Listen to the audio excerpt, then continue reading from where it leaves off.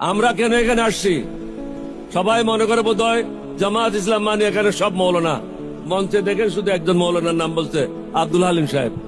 বাকি সব barrister, engineer, doctor. Shafiqur Rahman সাহেব নিজে ডাক্তার। সব শিক্ষিত লোকের সমাবেশ, সমাগম, 11 দলীয় ঐক্য জোট হয়েছে। সুতরাং সমগ্র জাতিকে বলবো, ভুল করবেন না।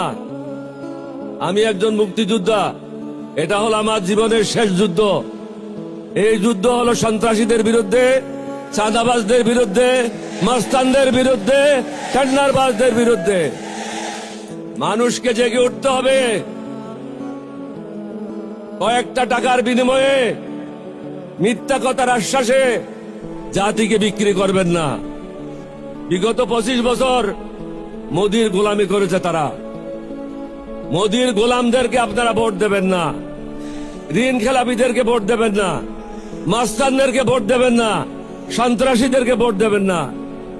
ভালো মানুষ যারা আছে তাদেরকে ভোট দেবেন, তাহলে সমাজটা ভালো হবে। আপনি একটা হারামিকে ভোট দেবেন আর বলবেন যে সমাজ ভালো করেন। সমাজ কিভাবে ভালো হবে? সমাজ ভালো করার জন্য ভালো লোকদেরকে ভোট দিতে হবে।